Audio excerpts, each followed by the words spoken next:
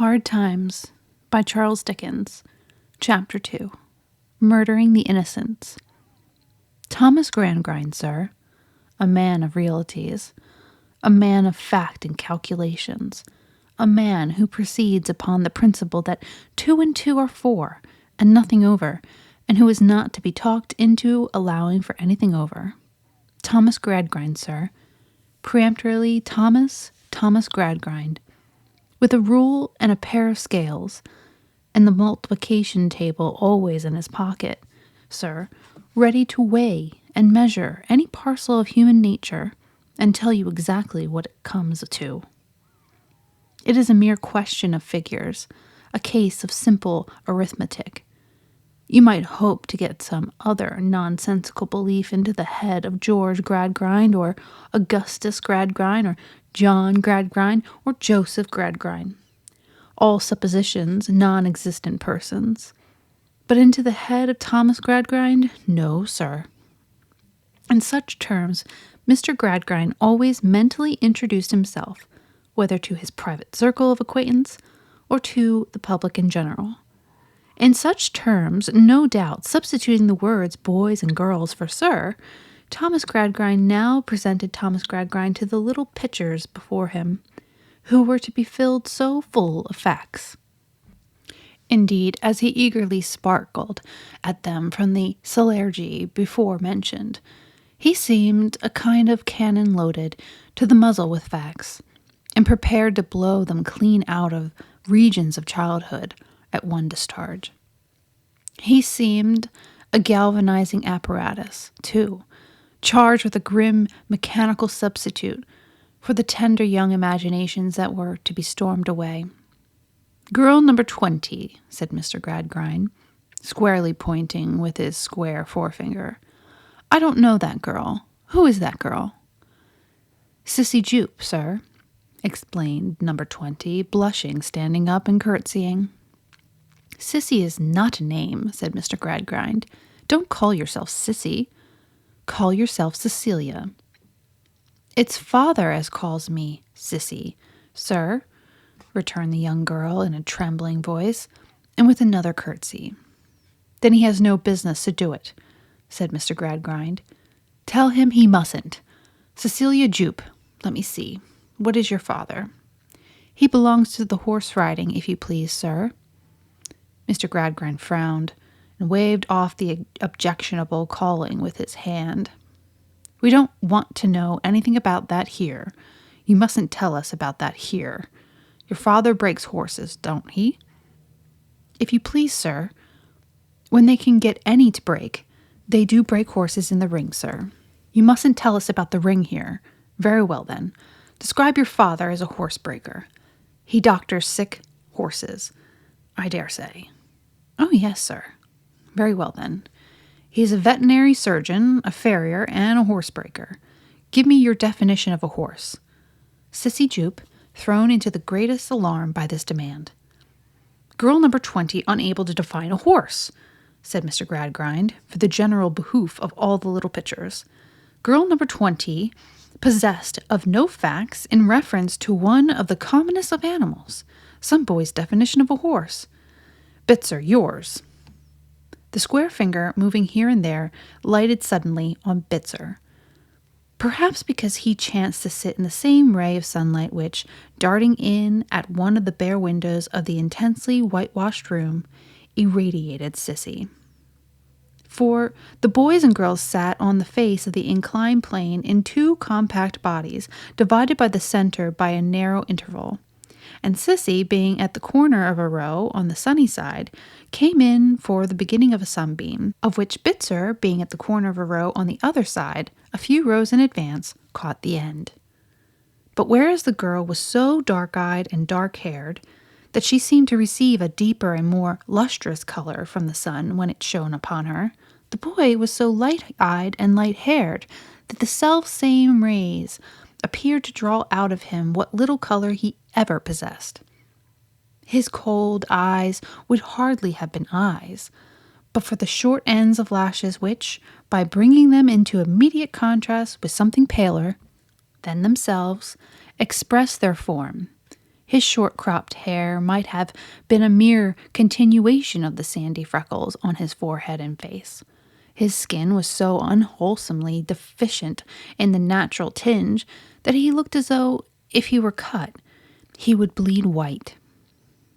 "Bitzer," said Thomas Gradgrind, "your definition of a horse."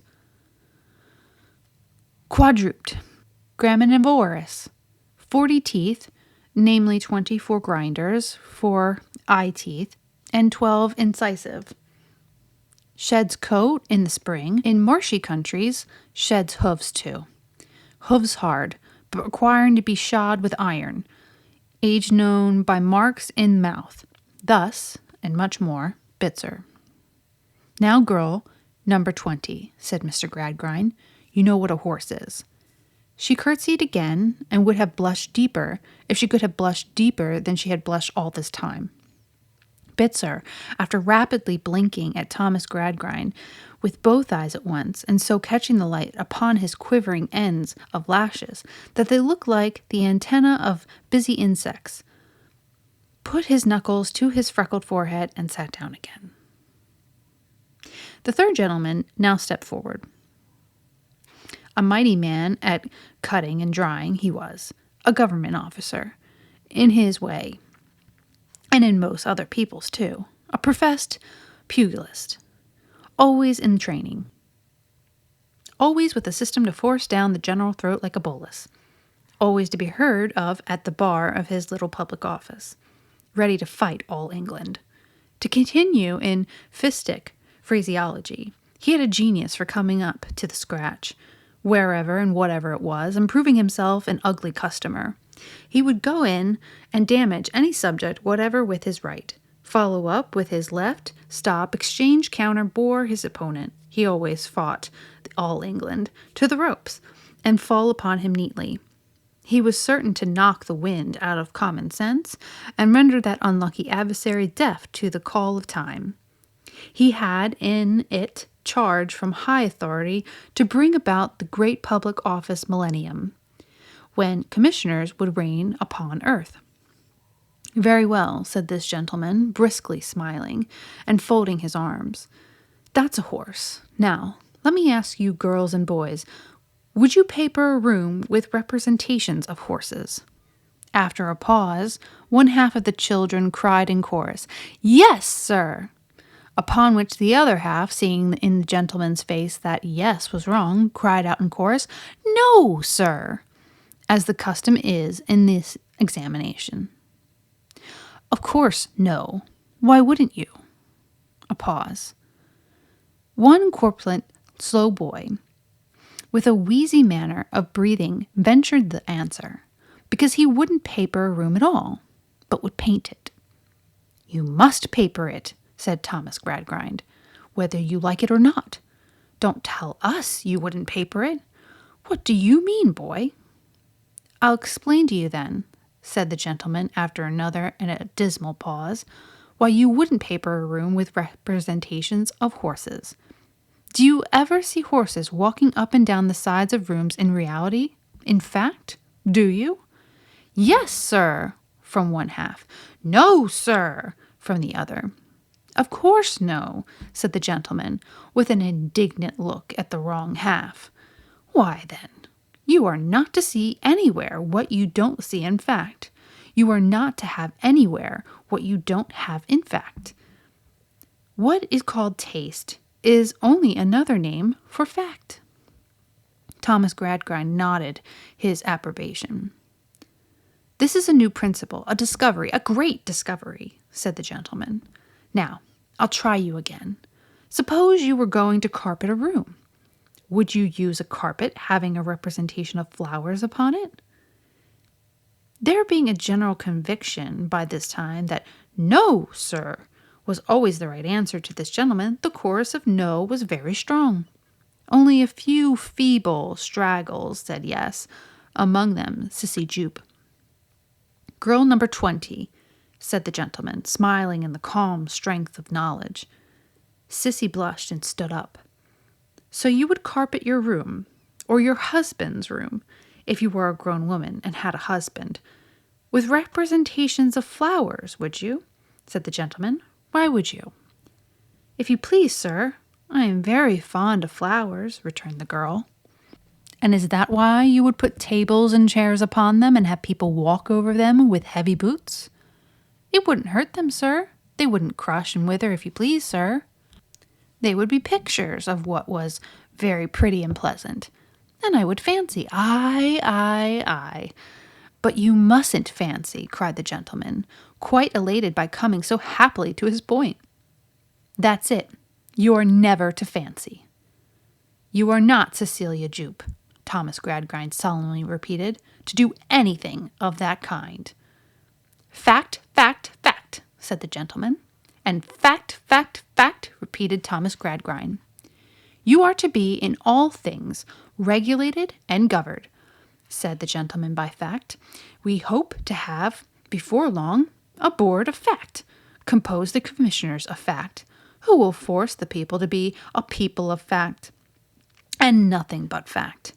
You must discard the word fancy altogether.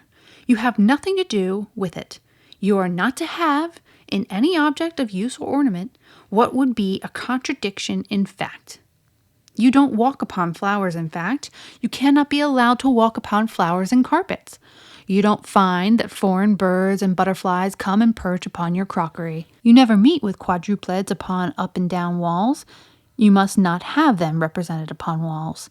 You must use, said the gentleman, for all those purposes, combinations and modifications in primary colors of mathematical figures which are susceptible of proof and demonstration.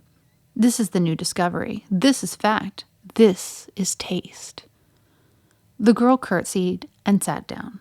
She was very young, and she looked as if she were frightened by the matter-of-fact prospect the world afforded. Now, if Mr. McChoakumchild, said the gentleman, will proceed to give his first lesson here, Mr. Gradgrind, I shall be happy at your request to observe his mode of procedure. Mr. Gradgrind was much obliged. Mr. McChoakumchild, we only wait for you. So, Mr. McChoakumchild began in his best manner.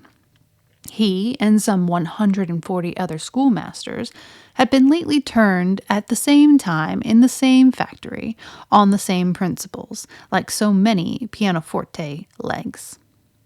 He had been put through an immense variety of paces, and had answered volumes of head-breaking questions. Orthography, etymology, syntax, and prosody, biography, astronomy, geography, and general cosmography, the sciences of compound, proportion, algebra, land surveying and leveling, vocal music, and drawing from models, were all at the ends of his 10 chilled fingers. He had worked his stony way into Her Majesty's most honorable Privy Council's Schedule B, and had taken the bloom off the higher branches of mathematics and physical science, French, German, Latin, and Greek. He knew all about all the watersheds of all the world, whatever they are, and all the histories of all the peoples, and all the names of all the rivers and mountains, and all the productions, manners, and customs of all the countries, and all their boundaries and bearings on the 32 points of the compass. Rather overdone. McChoakumchild. If he had only learnt a little less, how infinitely better he might have taught much more. He went to work in this preparatory lesson, not unlike Morgiana in the 40 Thieves, looking into all the vessels ranged before him, one after another, to see what they contained. Say, good McChoakumchild, when from the boiling store thou shalt fill each jar brim full by and by, dost thou think that thou wilt always kill outright the robber fancy lurking within, or sometimes only maim him and distort him?